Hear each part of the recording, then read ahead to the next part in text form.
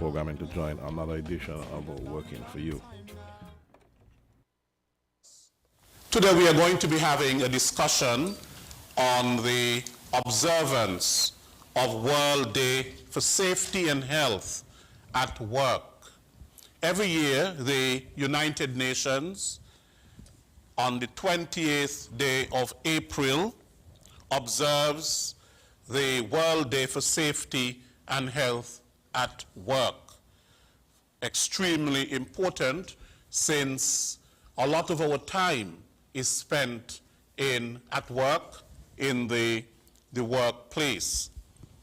This year, the theme for World Day Safety and Health at Work is Act Together to Build a Positive Safety and Health Culture. And of course, we're all aware, for the past 2 years, little over 2 years, we have been grappling with the COVID-19 pandemic and how the COVID-19 pandemic has really changed somewhat how we view the world of work. We will be discussing some of that on this program today in terms of what we have learned, the lessons learned in terms of the COVID-19 pandemic, what it has taught us about safety and health in the workplace. Today I am joined by 3 panelists who will engage you in this lively and timely discussion.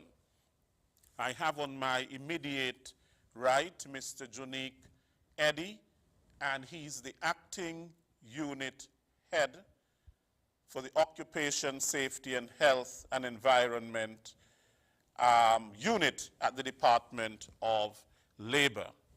Next, I have Mr. Kevin Hope, and Mr. Hope is the Executive Director of the St. Kitts and Nevis Chamber of Industry and Commerce. And then I have Ms. Michelina Charles Hazel, and she is the first Vice President of the St. Kitts and Nevis Trades and Labor Union.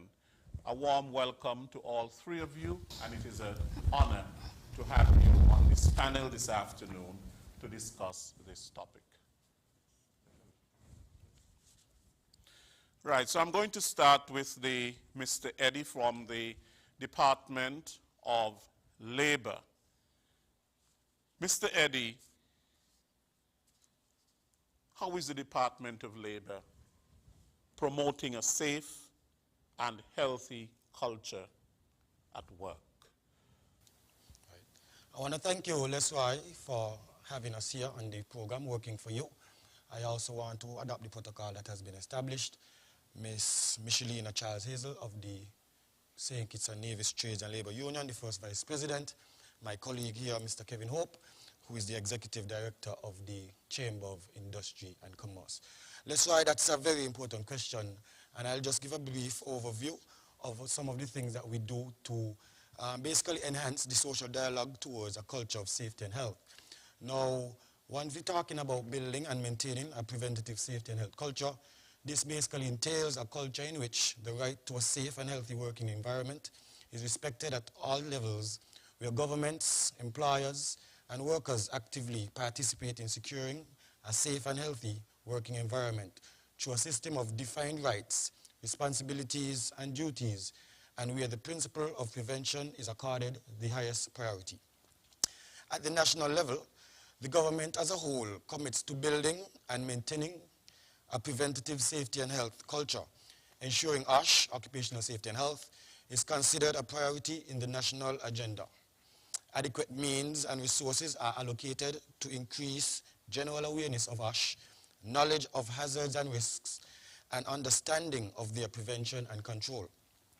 Through social dialogue, the tripartite constituents, which we have ably represented here, actively participate in all phases of the OSH decision-making processes. The social dialogue contributes towards improving the quality of OSH policies and strategies, building ownership and commitment, facilitating their rapid and more effective implementation at the workplace level, compliance with OSH regulations, integration of ash management systems into the business's general management structure, and the culture change to achieve a positive ash culture, where ash is considered as a core value of the enterprise, integrated into every aspect of the enterprise's dealings. Open communication and dialogue built on trust and mutual respect. Positive ash leadership by employers and top management. Training and information for all workers to ensure they can actively participate in actions to improve ash. And then we look at the key role of social dialogue during the ongoing COVID-19 crisis. And then we look at the national level again, where governments who prioritize the active participation of employers and workers' organizations in ash governance have been able to collectively develop and implement emergency laws, policies, and interventions. And at the workplace level, workers' participation and engagement through joint ash committees and workers' ash representatives have been key in promoting compliance and designing and applying suitable and effective measures to eliminate hazards or minimize risks that are adapted at the workplace and workers' needs. So basically, in a nutshell, that's why this program is one of the avenues we use, or we tend to use, while going through this pandemic and going through the safety and health part of it, where we would need our tripartite constituents to play a key role, where we can basically identify where we are and where we need to be in the short future, so that we can all create a better or safer health culture for us here in St. Kitts and Nevis. Right, thank you so much, Mr. Eddy. Now, Mr. Hope, you represent the business community, the private sector on the panel, the Chamber, St. Kitts and Nevis Chamber of Industry and Commerce. Now, what message does the Chamber of Industry and Commerce have in terms of businesses, the business community, promoting a safe and healthy culture at work? Okay, thank you, Mr. Williams. Permit me, first and foremost, to recognize all administrative professionals as they celebrate Admin Professional Day today, and as they ensure our enterprises are organized, run efficiently and effectively. The 2022 theme for World's Day for Safety and Health at Work is, let's act together to build a positive safety and health culture. So the St. Kitts and Nevis Chamber of Industry and Commerce is committed and has acted to build a positive safety and health culture among our members. This was evident during the peak of the COVID-19 pandemic, where we assisted in the design of interventions and guidelines and took actions to protect lives and livelihoods. Of importance, we see the social partnership as paramount in terms of the strengthening of the social partnership for us to build social and economic resilience for workers, households, and firms in St. Kitts and Nevis. It's important for the listening audience to understand who are our why, the Chamber's purpose. We oftentimes viewed or recognized as the leading voice for business and employers in the Federation, with over 73 years of experience. And I would say our primary role or objective can be captured in our ABCs. Advocating for members by influencing the policy and regulatory environment so that it is conducive to job creation and inclusive growth. Building and expanding businesses. The Chamber is committed to helping businesses succeed and ensure prosperity for the family employed within or owned by the enterprises. And C, connecting the community through investments and leadership, including thought leadership, in areas such as education, health, social protection, and infrastructure. So as such, and I would adopt the ABCs again to speak a little bit about how we positively impact health and safety. So through our advocacy work, we've contributed to the social partnerships, and a social partnership which includes government, the labor union, and civil society, during the pandemic in safeguarding the health and well-being of our workers.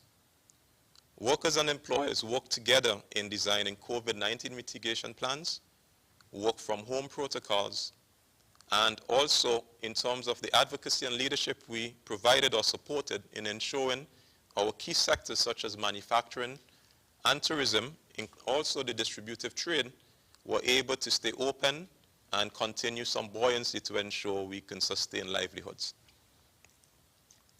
In terms of the whole building and expanding enterprises or businesses, our top concern were making sure that we support our employees' work-life balance.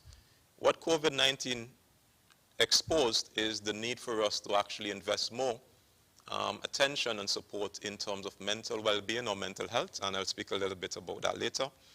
We wanted to ensure that health and safety measures, that our staff and management abided by the health and safety measures, including the public, our clients.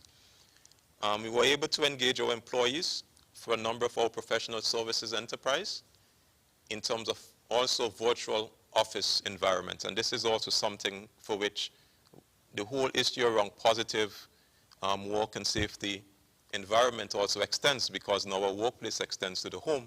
How do we try to ensure that our staff, our clients, our members are able to work effectively from home? So similarly, to date, while we have had a reduction in COVID-19 cases, the ongoing concerns about the safe return to work, and again, this is important, and also trying to find ways now that we've recognized the importance of mental health and well-being, how do we maintain an adequate work-life balance in this new environment? Of importance, several of our members, I canvassed several of our members in preparation and just to have some general discussion. And let me just share with the public what was some of the feedback. Safety is everybody's business, and we tend to take it from the perspective or standpoint that the way you enter the door with your 10 fingers and 10 toes, that we want to ensure that you leave with your full body intact when you exit. So while the whole issue with respect to industrial accidents is present, and we've seen or we are aware of some cases in the past with respect to loss of lives, regrettably, and damage to bodies, many of our companies see the importance, and several of them, especially in manufacturing, have what we call safety departments and also safety managers, certified safety managers. We see the importance of undertaking regular safety audits. We also see the importance of ensuring that there is adequate awareness and education in terms of our annual capacity building within our firms.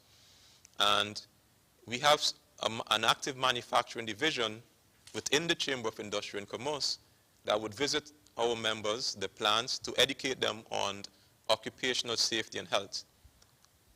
Let me share two areas of interest in this space, for example, where several of our members actually adopt the whole learning from failure. So in each area where they may have had accidents or issues in the past, they would evaluate these accidents, they would have some mock-ups on such, and also start having discussions with their staff in terms of how could they adequately mitigate these incidents in the future and also to improve upon them. One particular firm spoke about the importance of incentives and rewards. So in this case, in this particular firm, they actually reward employees for identifying hazards, in addition to as much as $100 per person if you identify a hazard. So again, it's really about having ownership within our firms to be able to identify hazards and contribute meaningfully to the mitigation plan.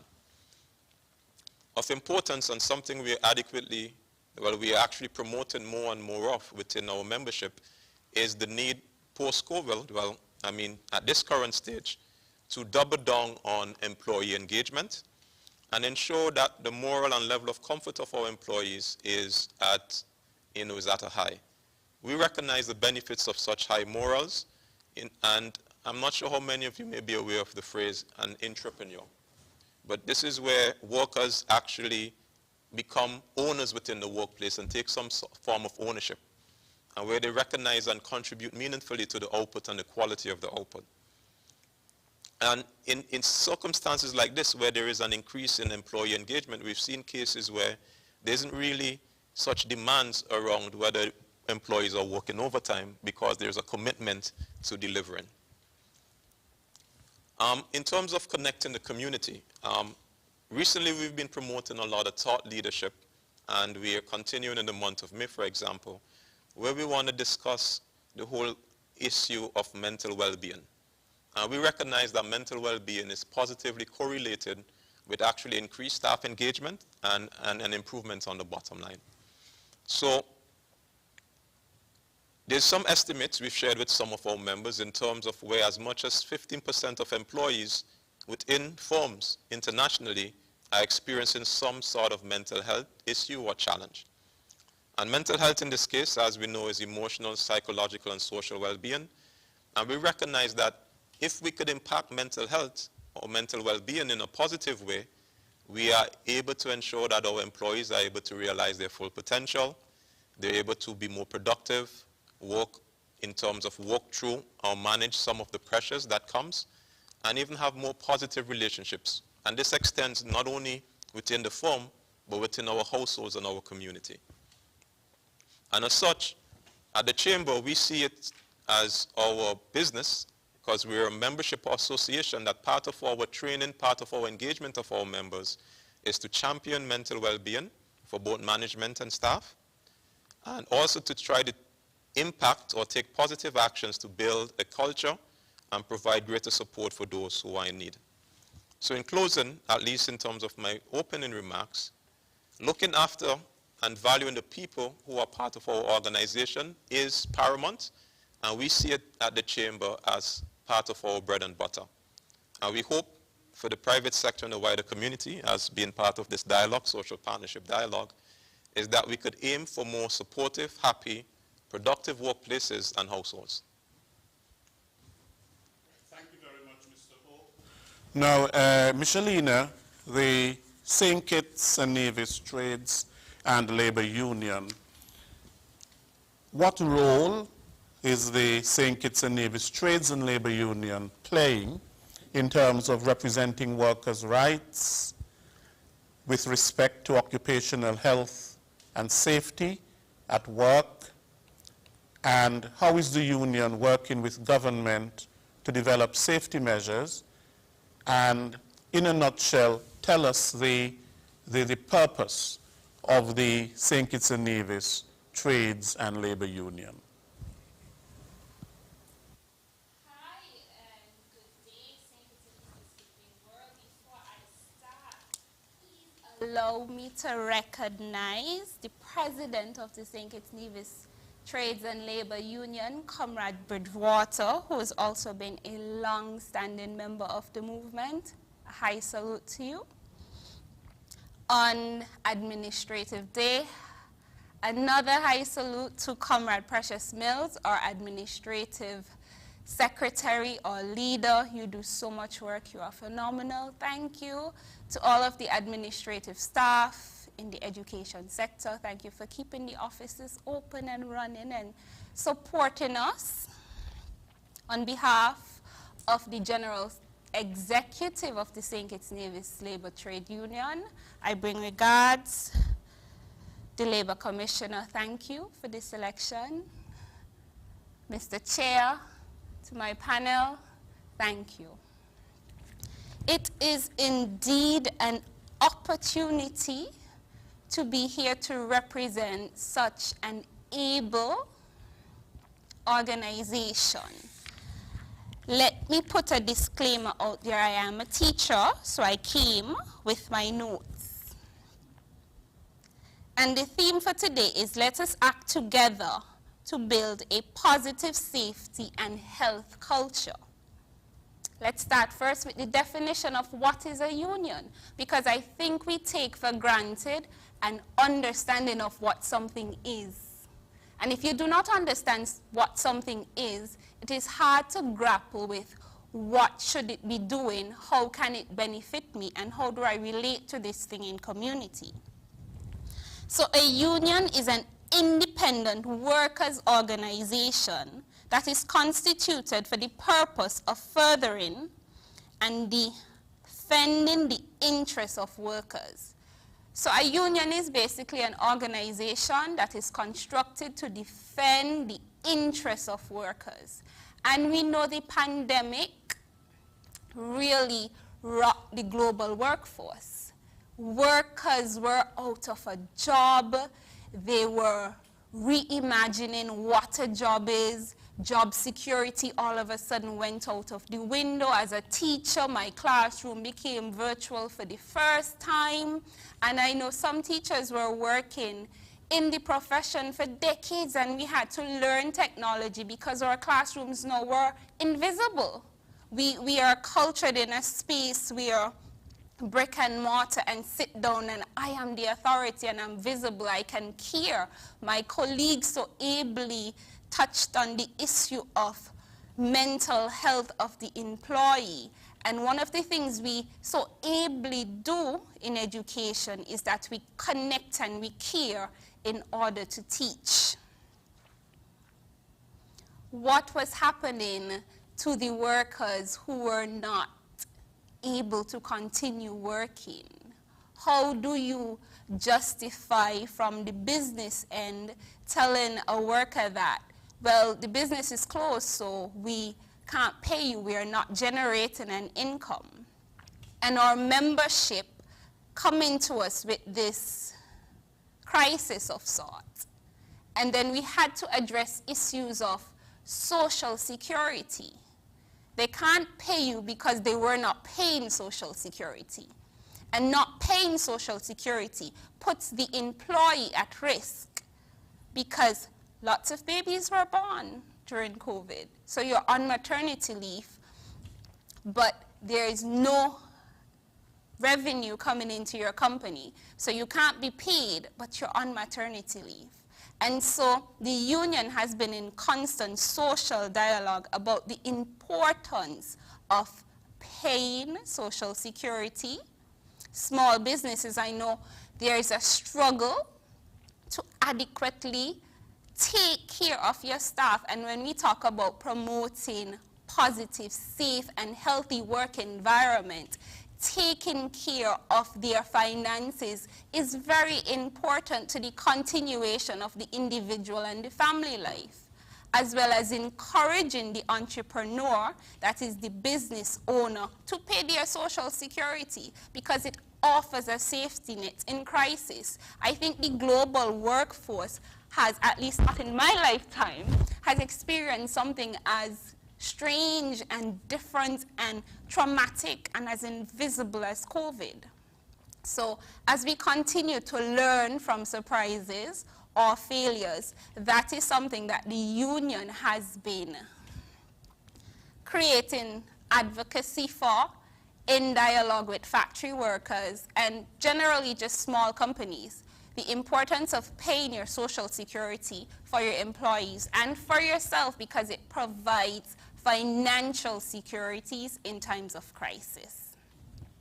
There were a number of instances where persons were dismissed, some justly, some not so justly. And what as a union we realize is that the legislation needs to be updated. Because we had a lot of conversation globally, not just in St. Kitts, about taking off the vaccination. And should you be terminated because you don't take the vaccination? Are you putting the company employees and their families at risk because you're not vaccinated? This is a conversation that we never had to have before. And there was nothing within the legislation that protected these employees who felt that they were so unfairly sent home.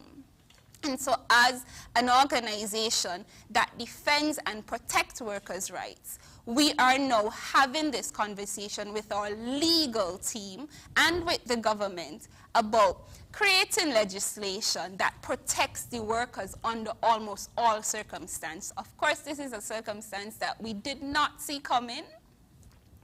And so the union is at the forefront. We are always available for social dialogue and social partnership. Where do we fit in? How can we add value?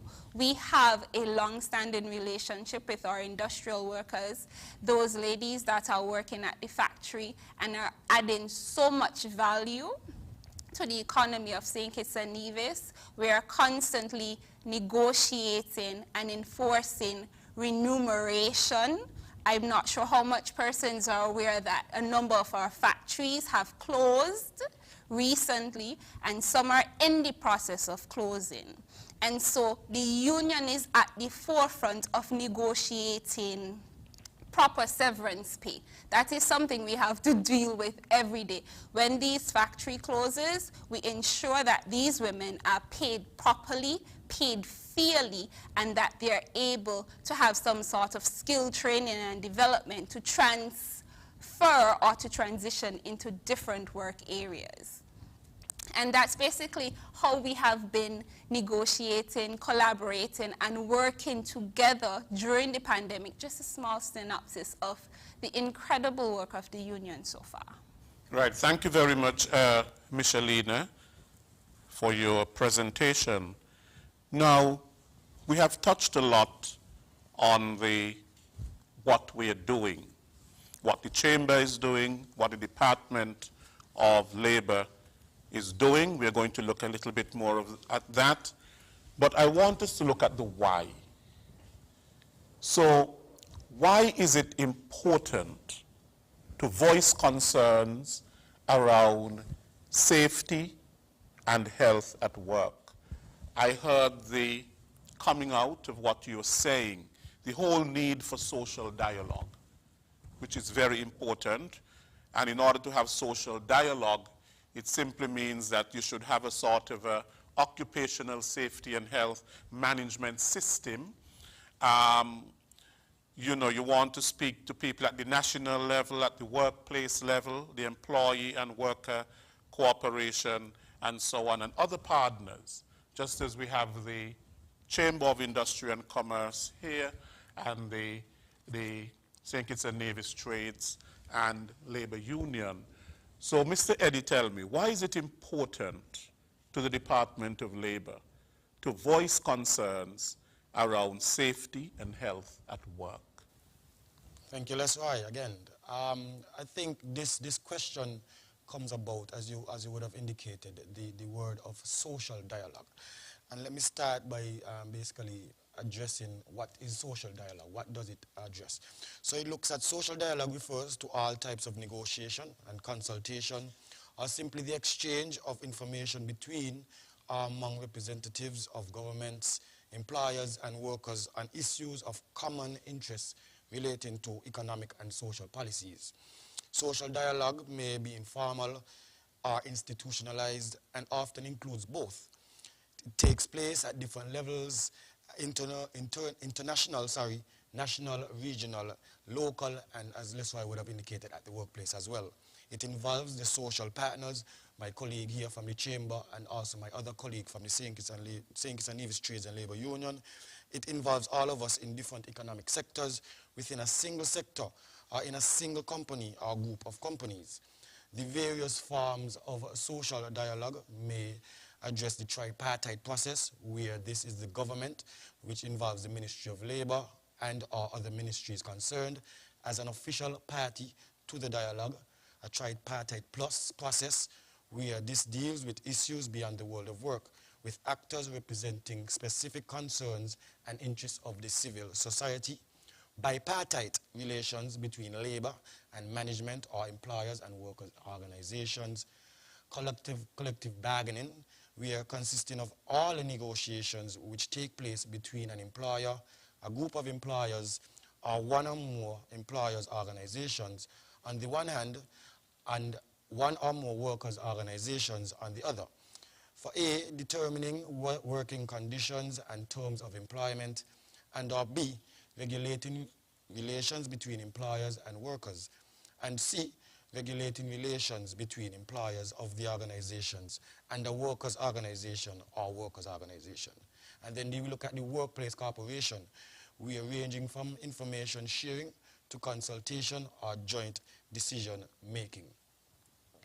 The tripartite structure of the ILO allows employers, workers, and governments to take part in this decision making on international labor matters to promote social justice and decent work for all. My colleague on the far right would have indicated that, you know, these laws or legislation would need some updating.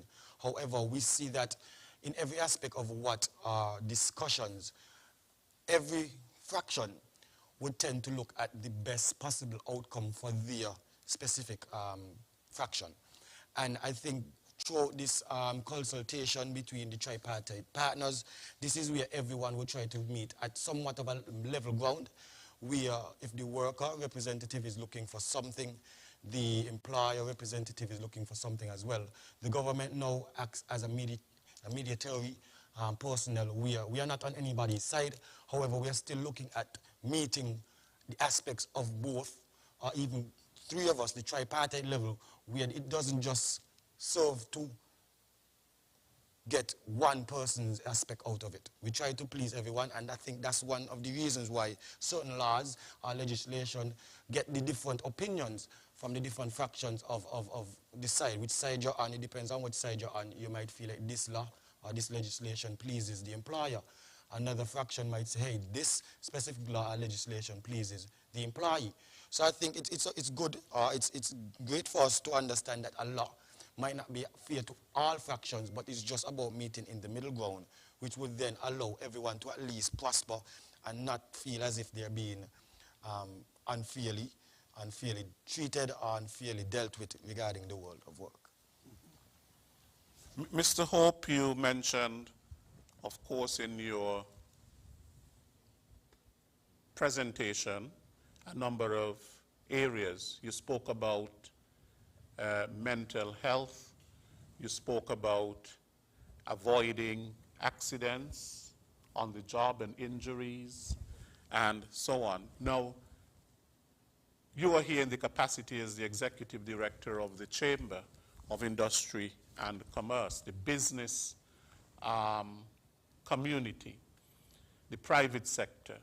As some would say, it is the engine of growth, the private sector.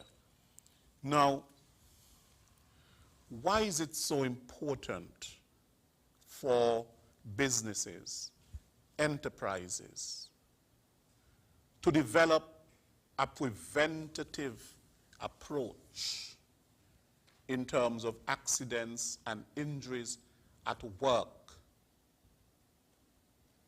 And what impact can this have on the business community if measures are not taken to prevent accidents, injuries, diseases in the workplace? Thank you, Mr. Williams. I would reiterate what I said earlier in the sense that safety is everybody's business. And again, we tend to look at it from the 10 fingers and 10 toes when you enter the door. So the promotion of occupational safety and health is important at all levels. And if we look at it on one hand from the firm, on the other hand from the household.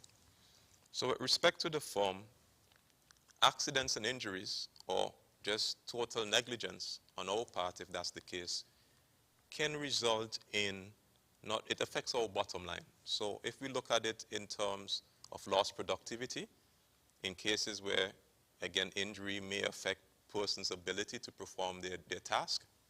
If we look at it in terms of the cost associated with the absence as a result of sickness, and even though in a large measure we would have the social security system there to provide some benefit to the affected individual, it is also still affecting the bottom line for the firm.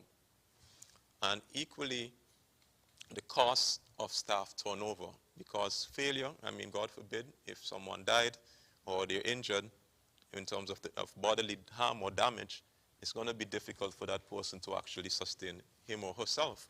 And as such, I would go to talk about the impact on the household. So, occupational safety and health issues in terms of workplace damage, workplace loss in terms of loss of a limb, actually affects the entire household and the future of that household.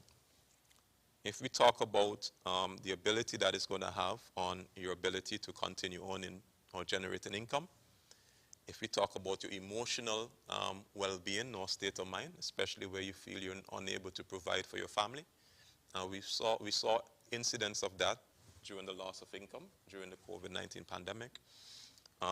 We also want to think of it in terms of your ability or lack thereof to provide for your children and even their education. And as such, it's why we actively encourage our staff, our management to put systems in place, or more importantly, our members within the chamber to put systems in place to actually practice safety in the workplace and by extension at home. So for us, OSH is of great importance. It affects our bottom line, but most importantly, it affects our households and it affects our community. So it's all of our business in promoting a positive workplace and culture, and actually supporting and working together to get the legislation in place, to have some form of redress in terms of loss of income, but even in providing an avenue to demonstrate that we care for your caring community. Right, and you touched on a number of things, because, I mean, the International Labour Organization said that around 2.9 million workers die every year due to occupational accidents and diseases, and at least 402 million people suffer from non-fatal occupational injuries. Now, that's a lot. And when you think of that combined, you think of the major economic losses for enterprises, and the economy as a whole is affected. You know, and all of this can be measured as well in terms of the burden on health care, health costs, compensation costs, Michelina, production losses if people are out of the workplace, and reduce work capacity and lower workforce participation. So prevention is actually key. Now, Michelina, you spoke about a lot of people losing their jobs during the pandemic, which is still ongoing. It is still not over, even though we have seen a lot of progress, probably because of the vaccination and so on. But you spoke about the crises that many people went through and perhaps are still going through because of loss of employment, employers not paying their social security, which means putting them at a disadvantage for social safety nets that you mentioned. What do you think, Michelina, can be done to strengthen the social dialogue to promote OSH, occupational safety and health, during crises and beyond? I like that question. What can be done to promote social safety? What can be done to minimize consequences of the worker and the burden of the worker in the crisis? In 2020, the ILO produced a document. I would call it the TVET document, Technical, Vocational, and Educational Training. And there was a country analysis done on our beautiful federation, St. Kitts and Nevis. The TVET Council was established in 2006 by the Education Act in 2005. And luckily for me, I have the esteemed pleasure of being a TVET educator for 11 years. I'm a visual arts teacher. What do we do in education? What is TVET? What is competency-based education, and what is the value of competency-based education in an environment or in a culture where all we focus on is academics? How do we retrain the workforce? Is retraining the workforce important now that some industries are struggling to recover? No, some industries will never recover.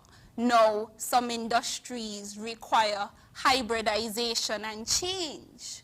How do we negotiate development of the worker in an ever-changing work in culture in our communities.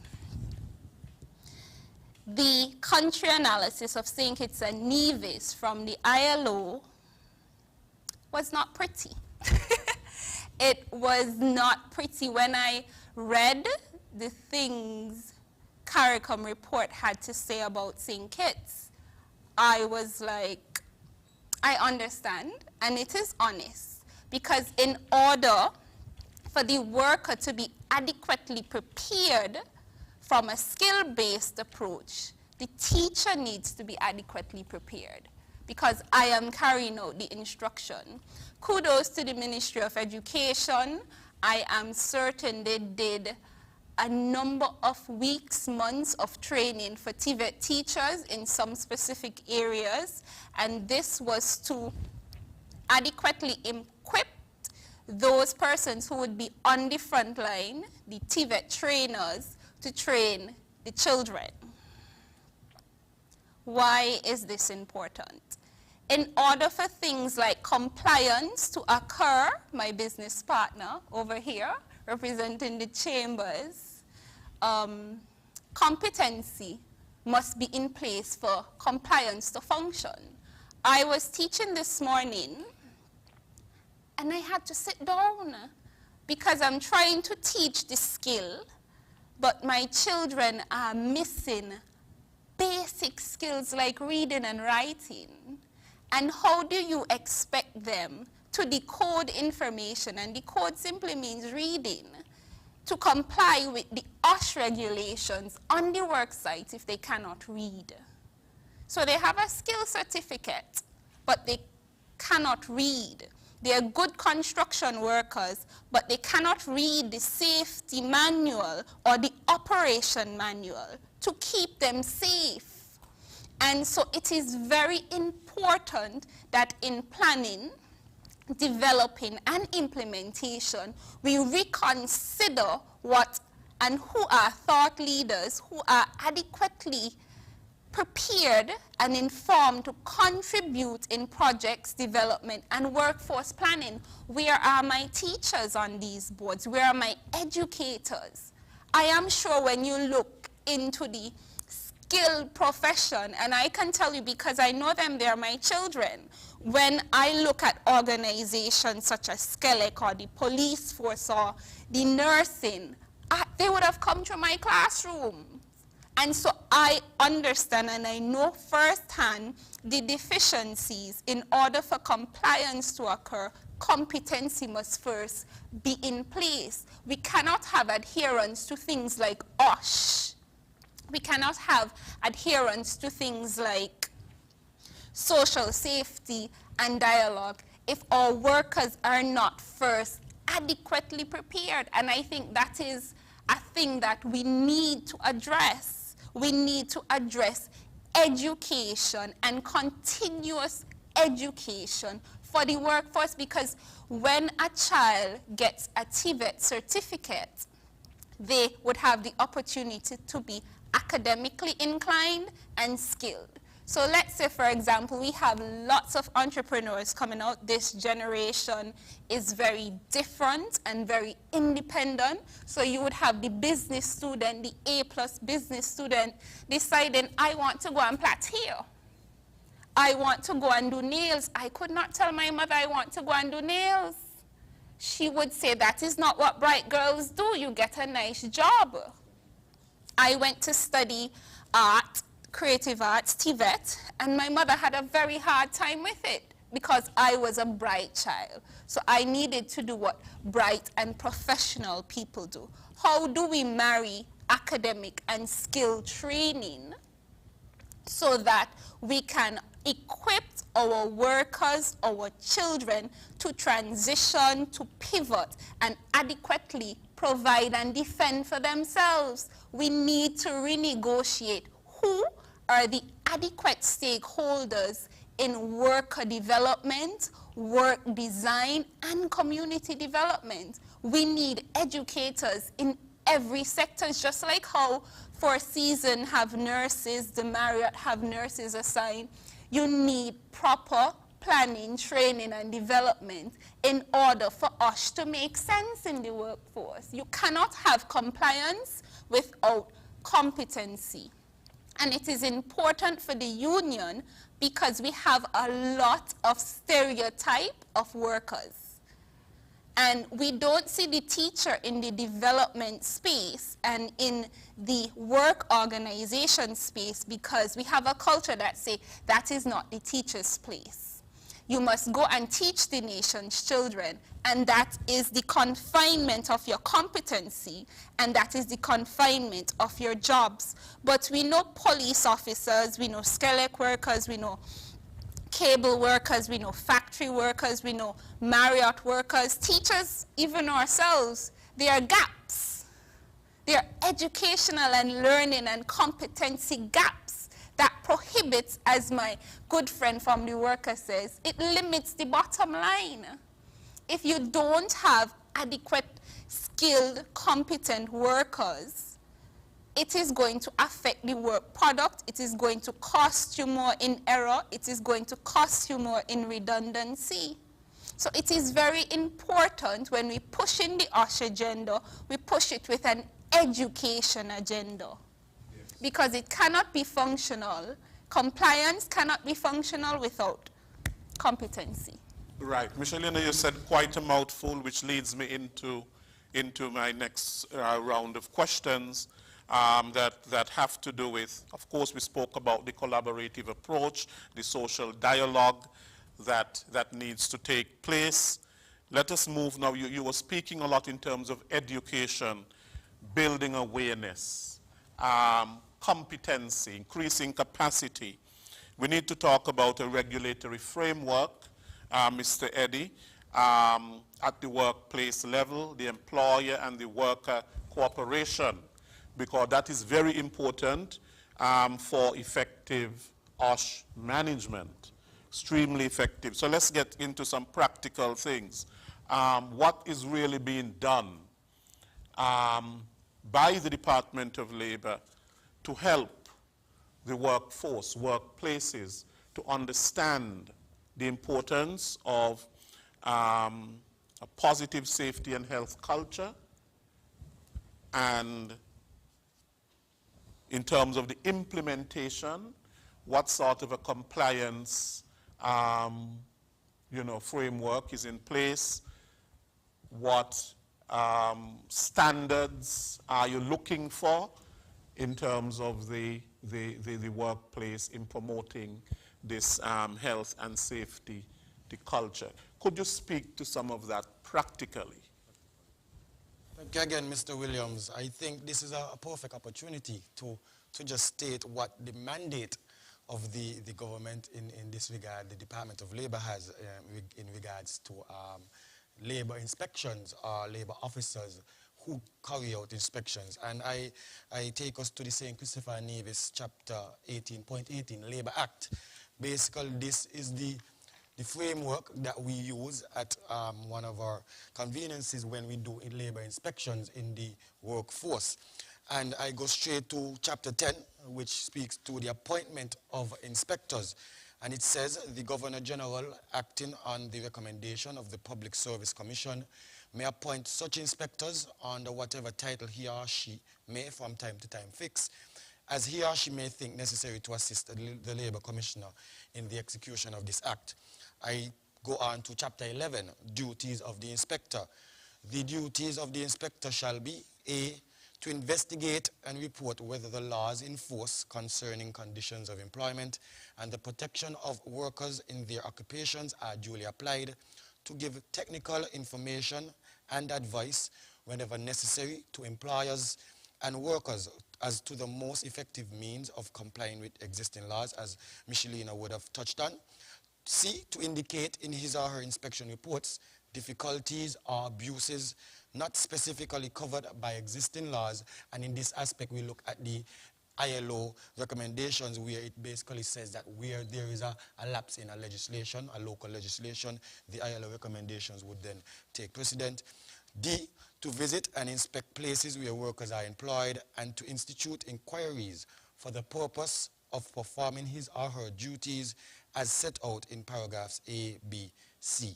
And E, to establish statistical data. That's why I think you would have touched base on this in terms of the report that you would have gave, where the data itself would show us the trends, whether good or bad, the trends that we are taking as a country, and then where we need to go, basically, in terms of rectifying or correcting those trends.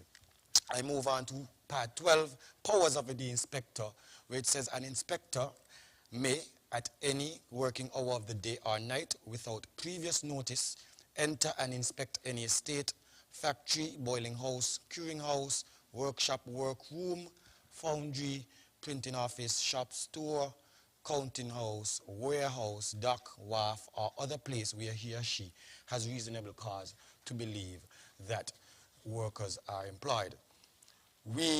This aspect basically, that's why it looks at where the labor inspectors goes out and does inspections. Throughout these inspections at the different establishments, we would then dialogue with the management and the workers as well in terms of what safety practices they do exhibit. If we are to do the report itself, we would then have a checklist where we have some basic necessities that we check for.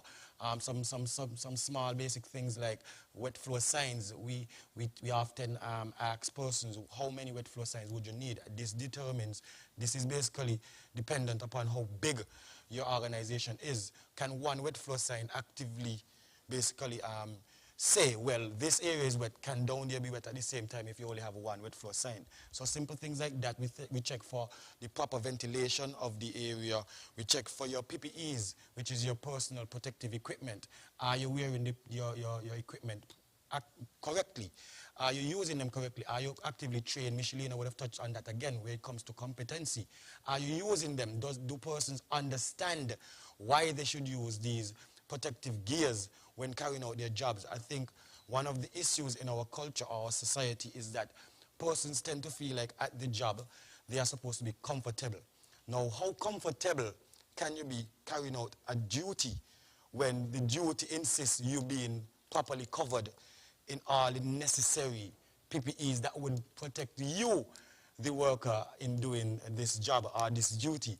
So I think there is one level where one would want to be comfortable, but you're wearing a vest. You're wearing a simple vest that you would wear at home. You're wearing a jean pants that is cut off, or a jean pants that doesn't cover as much of your body that it should. And then you're wearing shoes that probably doesn't give you the grip, probably doesn't protect you from something falling on your feet. Does the comfort bar or the comfort then replaces you being protected? And I think that is one of the issues in our society where we actually feel like it's comfort over protection. And I think that is one of the areas, me and Kevin were talking about it sometime yesterday. We are saying that the culture needs to change.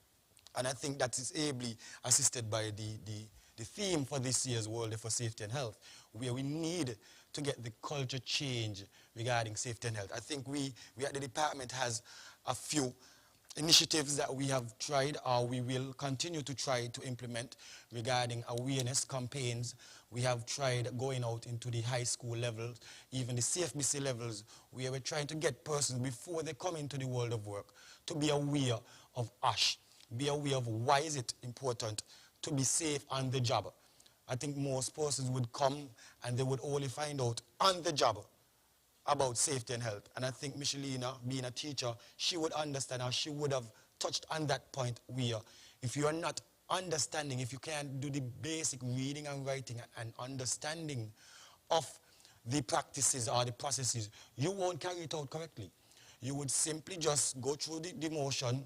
The boss would come, your manager would come and tell you, hey, you need to have on this, you need to have on this. But because he or she doesn't understand fully why this is so important from both him or her level and the business level, they probably would go through the motion. They probably would wear it haphazardly. They probably would wear half. They leave one home. They know they're supposed to wear the helmet. They leave the helmet home, and then when they come to the job, they tell the employer, boss, I left my protective gears at home, thinking that the boss would say, okay, you can do the job still because you know what to do. That isn't the point. The point isn't that you know what to do. The point is that you should protect yourself at all times.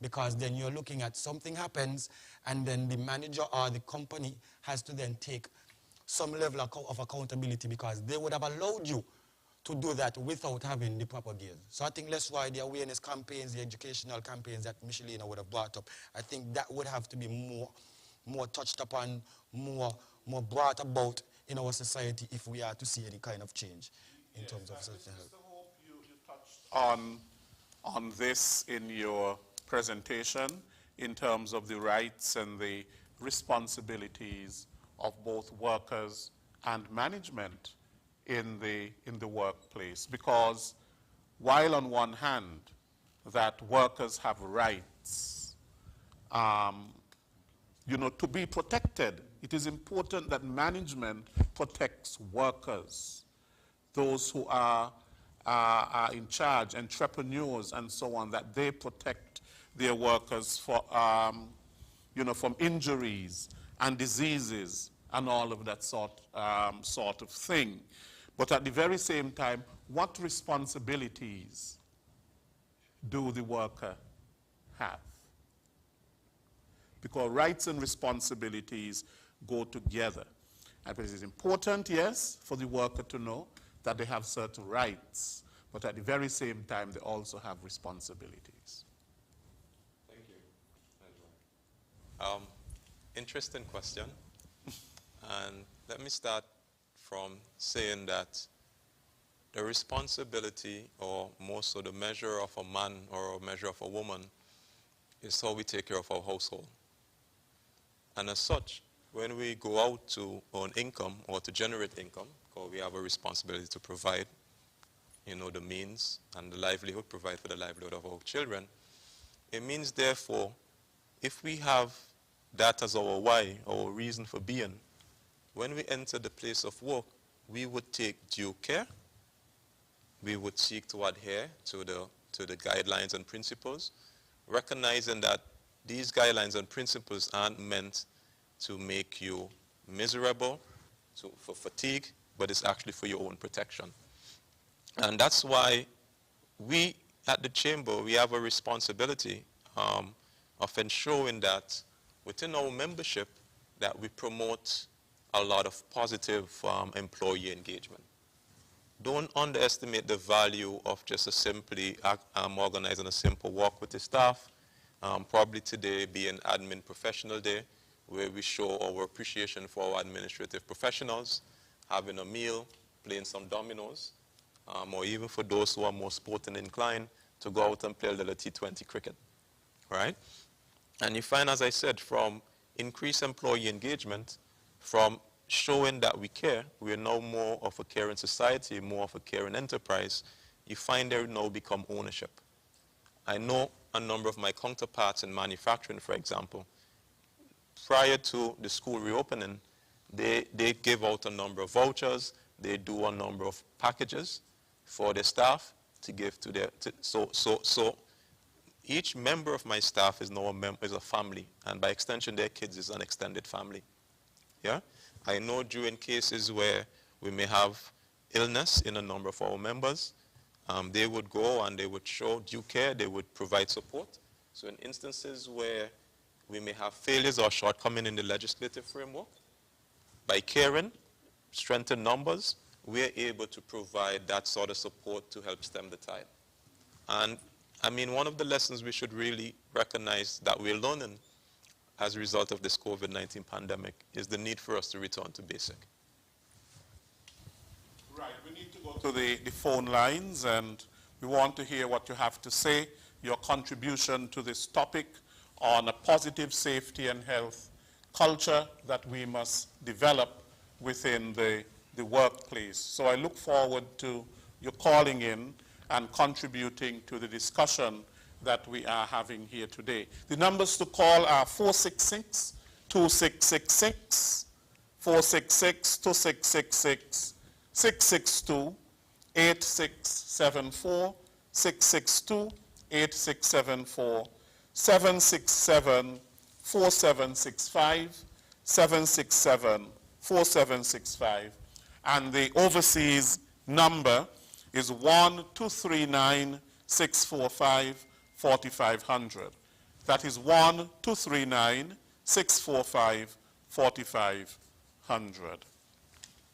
Right. Now, Mr. Hope, the training and so on, is the Chamber of Industry and Commerce facilitating any sort of a training with respect to us for entrepreneurs, the business community, manufacturers? So we are. So within the manufacturing division, which is again one of the active sectors within the chamber, they do provide responsive training. So again, training for us within the chamber is demand driven. And for example, in discussions even recently with our manufacturing chairperson, we've discussed how can we collaborate, especially in the month of May where we're celebrating the whole labor movement, to actually put on a sort of hybrid where we can at least have an ARCH certified trainer come and highlight to our members and the listening public, because a lot of our training, we try our best not only to keep it within the membership, but to extend it to the wider private sector so that they can actually be empowered as to what OSH is, the importance of OSH, and the benefits by adopting such practices. And permit me, Mr. Williams, to say that I listened intently to my esteemed colleague, Michelino, and she did speak about the private sector, right? And it hit me, because I felt I was getting some blows, yeah? But it hit me in that when we speak about the chamber, I think it's also important to educate the public that unlike some countries, whether in Europe or a number of these European or Asian countries where membership of the chamber is mandatory, and as such, by extension of being a legitimate business, you're going to get all of the benefits, all of the training. The chamber to date and in our democracies are oftentimes voluntary. Right. Mr. Hope, stick a pin there. We have a caller on the line. Working for you, good afternoon. Hello? Working for you, good afternoon. Hello. Yes, we can, we can hear you now, yes. All right, yeah. Good afternoon, Leslie, and your wonderful guest you have there. Yes, good afternoon. Yeah, I love the education. Yes. And I'm so glad that you are educating the whole nation. The approach to working on any job. Now let me go overseas. I like to talk about them those who we supposed to learn from. You cannot go on a construction site, a building construction site in America without the proper shoes, which is steel tip boots and hard hat. And your other protective gear must be your goggles and your gloves. Because too many persons have benefited from a little accident on a job. And those who are organizing these jobs, they are protecting themselves from lawsuit, and also they're protecting the policies of the insurance. Now we have some people here, they want to go on a job, and they want to wear the prettiest boots, the prettiest sneakers and socks, and short pants, and the head toy with long cloth, and long hair, and those things are dangerous around machine. Because a piece of your hair happens to hook in one of those rotating machines, God knows what could happen there. So I am glad that you are educating the people, and I think now, this is my advice. Not just come on radio and talk about it. You all should be proactive on these job sites around the place and make sure that the employees, they are adhering to the rules and regulation of safety on these jobs. Thank you all for listening. For your valuable contribution. Yeah. Thank you. Right. Mr. Hope, you can continue. Yeah. What I would say is that unlike our European counterparts or Asian counterparts where membership in a business association is mandatory, in our neck of the woods, it's voluntary. And I think I'm not here advocating that it become mandatory, but I'm here to espouse the importance of becoming part and parcel of your local Chamber of Industry and Commerce, and especially from the perspective where the benefits far outweigh the costs for membership. Right. Right? And even in this case that we're speaking about OSHA, OSH, the importance where we do have annual business training and support and development, that this could actually empower a number of our micro, small, and medium enterprises for which they would otherwise have had to pay if they were going to retain the services of a certified OSH professional. Right. Mr. Hope, stick a pin there. We have another caller. Working for you, good afternoon. Good afternoon. Yes, as I was listening to your station, Yes. and Mr. Eddie as well, I think I need to weigh in here.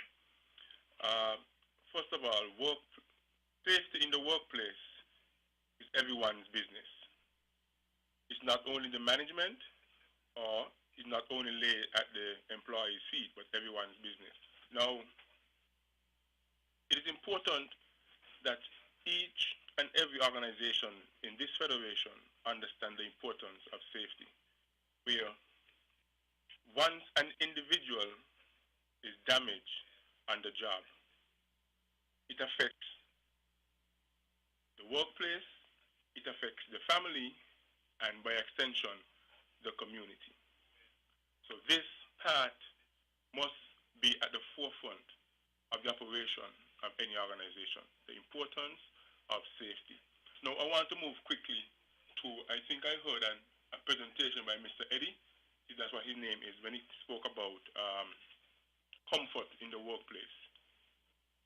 Now, what I would like to say is that, and I hope I am wrong, where my interpretation of what he was saying,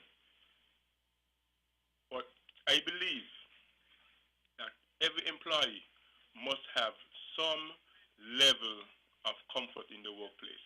This is where they spend most of their day, so therefore they must be comfortable, whether mentally and physically, or even in the place of even comfort in air-conditioned setting. The place must be comfortable in order for the employee themselves to be productive. Now, I don't want us to think, well, comfort means that they must have a big screen TV, a cup of coffee, and all that on the job. No. Comfort is in the holistic view that we are looking at. That the employee, when they want to be comfortable, they can produce and be productive, which will benefit the organization on a whole. That's just my contribution. Thank you so much for your contribution. Thank you. Yes. Working for you, good afternoon.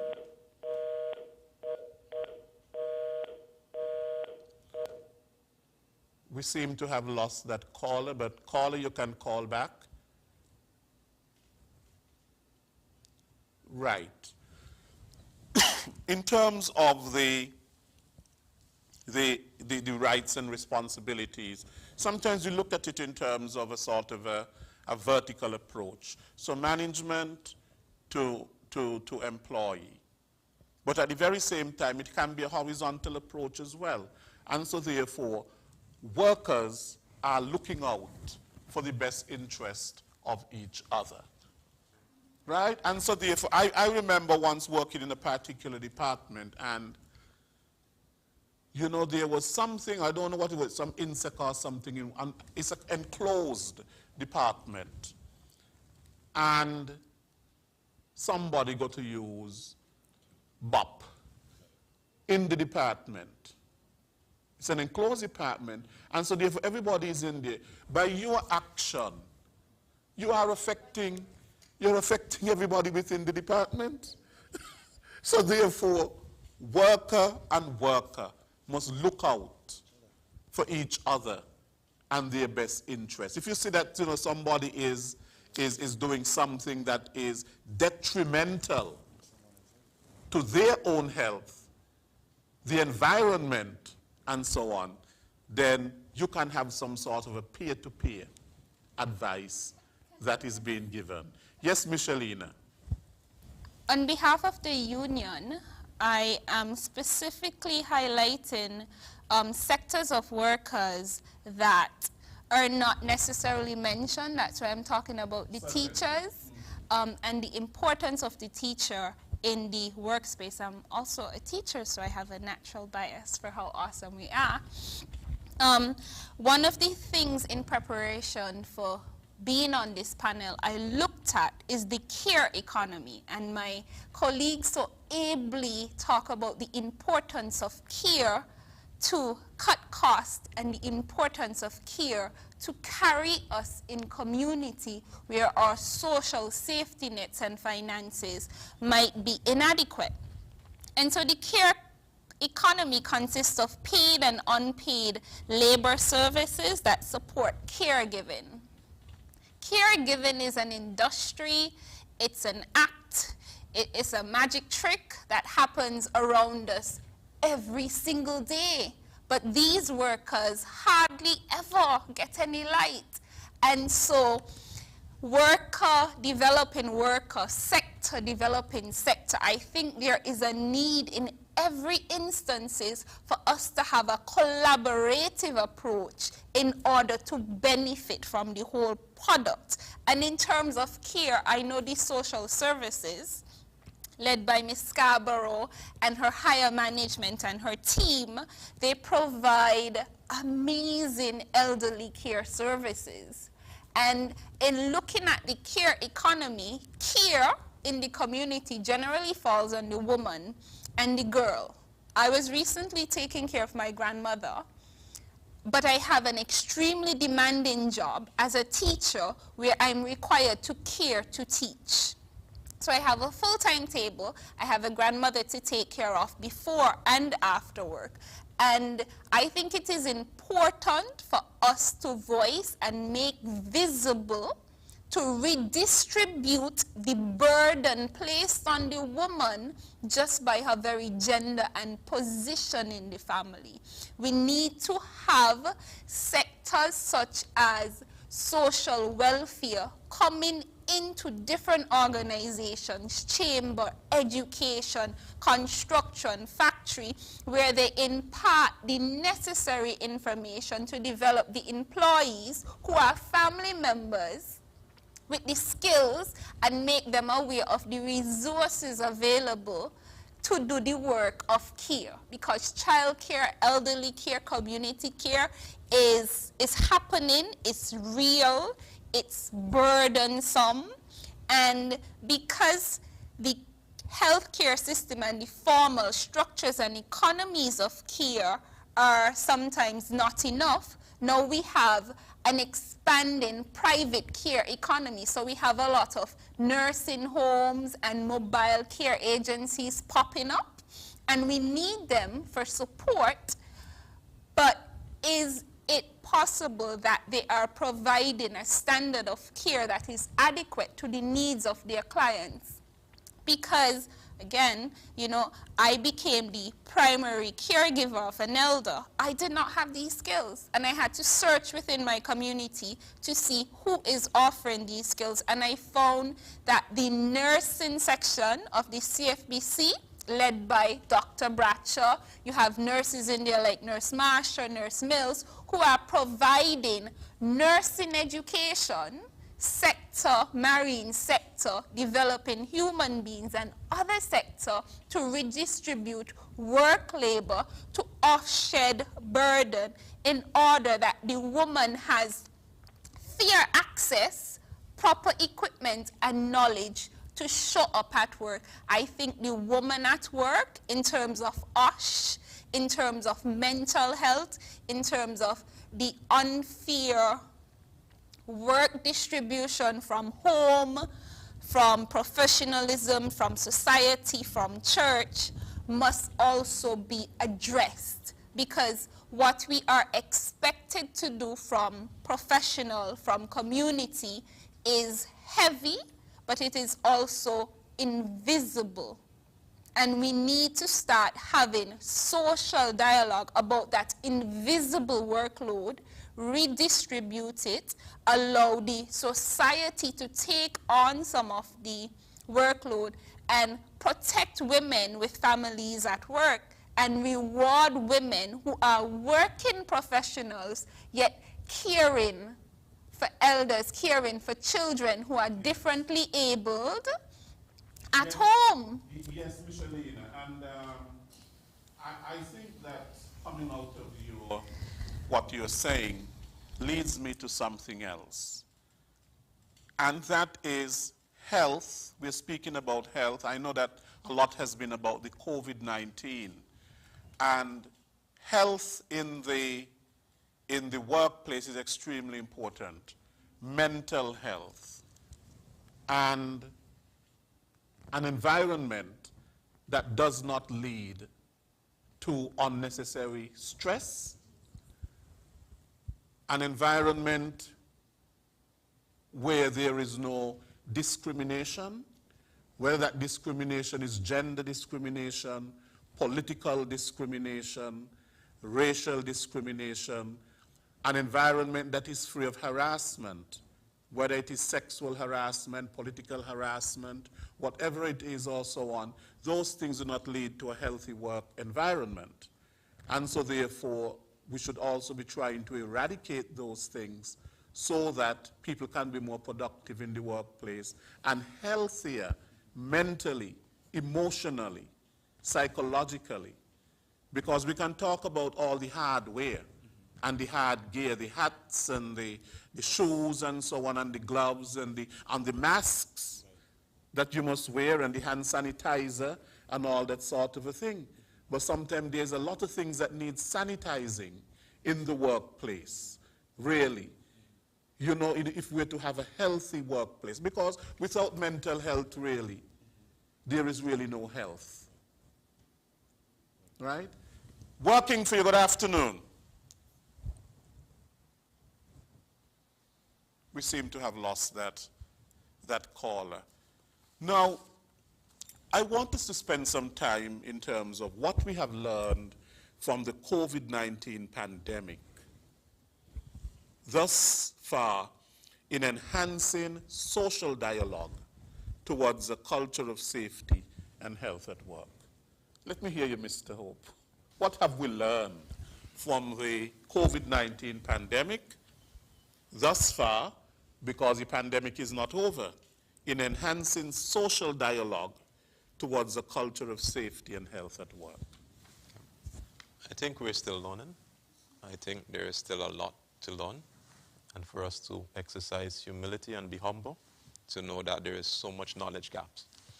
To date, I was touched also by the care economy. Yeah. I'll share, I guess, a personal experience. Because even during the COVID-19 pandemic, in my prior job, I'm Vincentian, and the volcanic eruption in St. Vincent and the Grenadines, and working overseas. And during that time, while working remotely, I was house husband. I had to provide support to the two young men in the home, and still try to double up and help with their, well, the elder in terms of his homework and ensuring he's listening and participating in Zoom.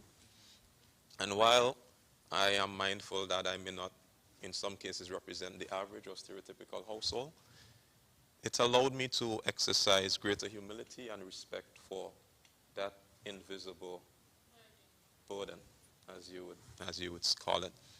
But it also forced me to want to make better decisions, because I think until sometimes we experience or we start to build up that sort of awareness that we recognize that we may actually have it all wrong, right? So whereas before, let's say personally and professionally, I was more in tune to want to just deliver for my employer and be, I guess, ignorant of all of that, the demands on the house, the demands on, yeah. I became much more aware, and it actually forced me to want to make some changes personally, and even to make some provision to recognize that, yes, the income is important, but it's the quality time spent, and how do we strike a balance? With respect to the volcanic eruption, my employer called me, their HR called me and asked if I would like to get some time off or some leave. I was even asked if I would like to speak to a counselor. And again, I'm saying this may not necessarily be the stereotypical employer. Notwithstanding, that experience tells me that we have to become more of a caring form. We have to become more of a caring society. And it is my hope or my desire, especially when we are having debates on forum like this, and even when we engage with our members and the wider public, to start to advocate or at least try to highlight the things that we're doing good, those positive case studies, and try to promote more of it. So we definitely have a commitment to tackle mental health issues, work-related stress, harassment, and all of these things. We definitely have a responsibility as firms and as a membership association to provide more access to the right type of support, psychosocial, you name it. We definitely have to be mindful that even as management or as leaders or thought leaders, we don't necessarily have it right. And sometimes we need to humble ourselves as knowledge evolves to come back to our staff, come back to our audience, and try to engage and sort of feel forward. That's my submission. Right. Good, Mr. Ho. One of the things that we notice in workplaces and so on that can help with the safety and health is signs. Signage is important. Proper signs in the workplace, reading material for people that can help, and so on. Mr. Eddie, Right. is this a part of the Labor Department's, thrust? Yes. Thank you again, Leslie. This hits the nail on the head. I think we would have spoke a bit about the labor inspections, and permit me also to just address the caller, the two callers that called in. We thank you for listening so attentively to our dialogue. But I think the caller, when he was expressing his views, he made a submission about the point of comfort and how we were basically addressing the line of how much comfort should the employee have with regards to their own safety. And I think my point on that was that, does it mean that because I'm comfortable wearing sneakers, I should wear my sneakers over my hard tip shoes? Now, I might say, well, my hard tip shoes it's more heavy. So for me, it's less comfortable because it's more heavy, so that's more burden on my own physical capacity.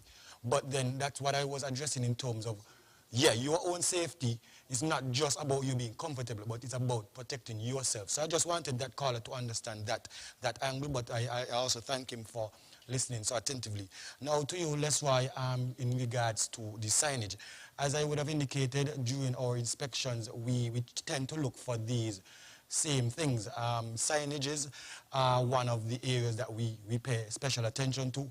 In fact, there are areas where we ask employers, Kevin might have been aware of this, that we ask employers to have doors labeled, areas labeled. So, for example, this door leads to an area where you would want just your employees, so no public. So we would ask them to put a sign on the door that says employees only.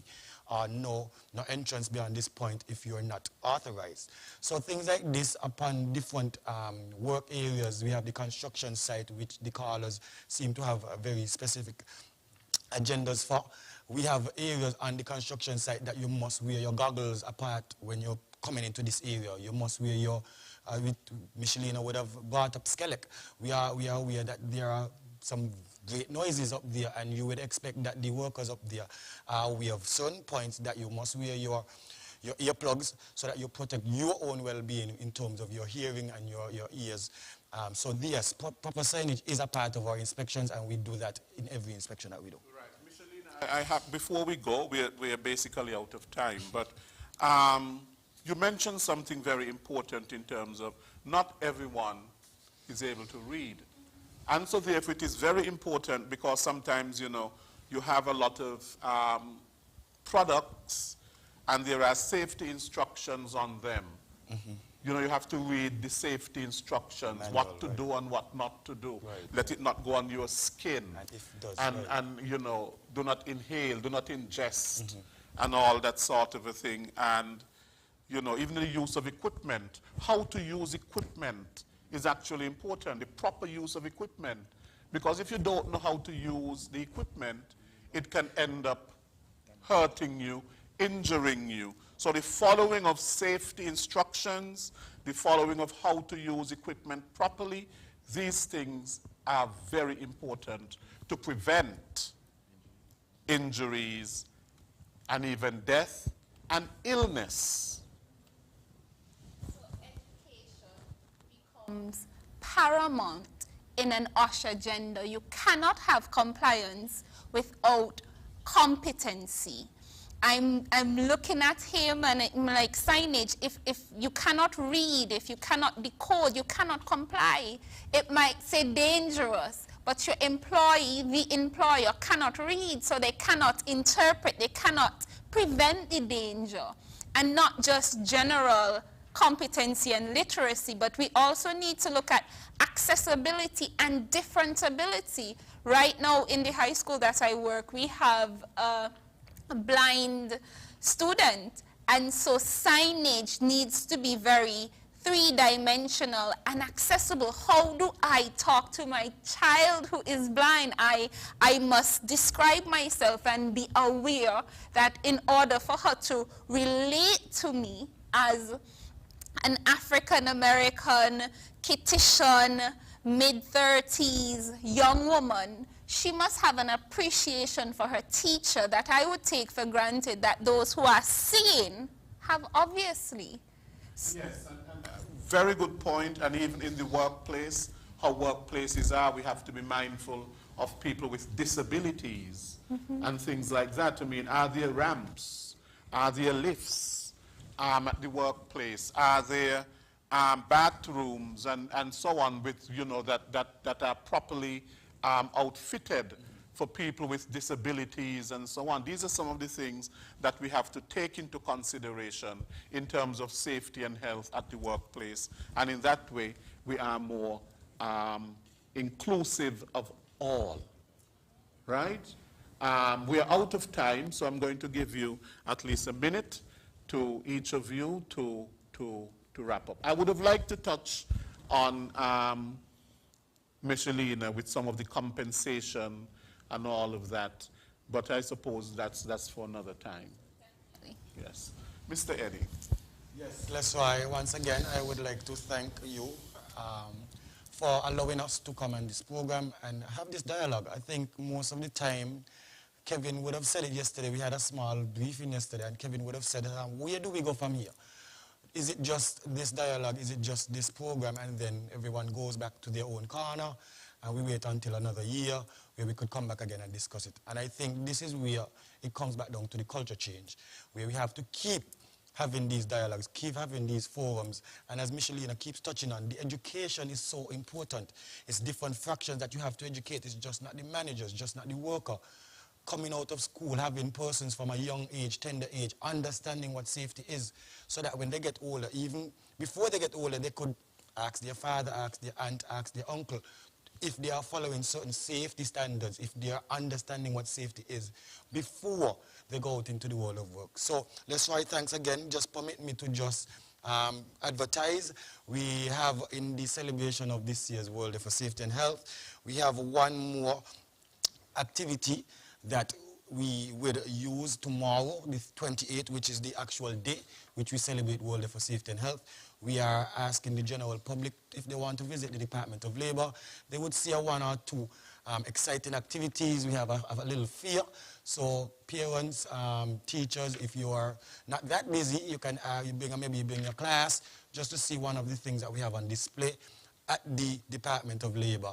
And also we would have a little dance just to, you know, show some level of new era of how we are going to approach safety and health at the workplace. So thank you again, Leslie. Right, so where is the Department of Labor? Yes, it's important that people know that. Right, the thank direction. you. Yes, we are located upstairs in Neville's Eatery. That's up at Lime Keel. Most persons would know it at the Best Buy area. Once you come up there, you would see the signs and you would see the Department of Labor. Thank you. Mr. Hope? Just an appeal to our private sector. You're welcome. We're happy to have dialogue and try to learn how we can better serve you. The Chamber of Industry and Commerce, we are committed to building a positive occupational safety and health culture. Through dialogue, we believe in promoting an environment where workers can feel comfortable in airing their concerns about the possible risk and hazard within the workplace. And we have an equal commitment by our management and within our membership to ensure that we work assiduously to address the issue.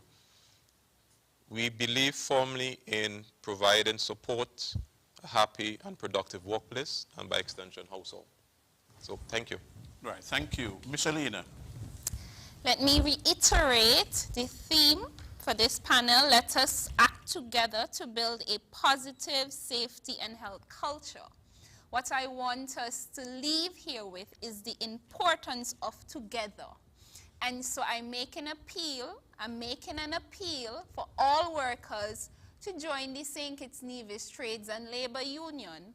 And do not leave it for the circumstance that you are in trouble to join the union. The strength of the union is based on the density of the union. Membership, influence, impact. And so if you want the union to negotiate for you within the workplace, you have to become a member. And it is better that you become a member before. So bring a friend and come and join up. We are located on Church Street at Mass's house. I'm also appealing to Mr. Hope to reimagine who is the professional and what is a business, because educators are business owners and education is the business of preparing the workforce. So I'm expecting some educators to be invited into chamber because representation matters in all sectors. We need a we and a together approach. Come and join the union. Okay, thank you to all three of you, to Mr. Eddie, to Mr. Hope, and to Ms. Charles Hazel for being here and for bringing awareness to the issue of safety and health at work. Very, very important if we are to have productive workplaces, workplaces where people can feel emotionally, psychologically, physically well. It is important that we promote safety and health. So thank you to all three of you. Thank you to all of our callers to today's program. We do appreciate you from week to week. We will be back next week with another Working for You program. Until then, I am Les Roy Williams. Take good care. They had it, folks, another edition of Working for You here on WINNMedia Family 98.9. Don't forget, we got Conscious Business up next.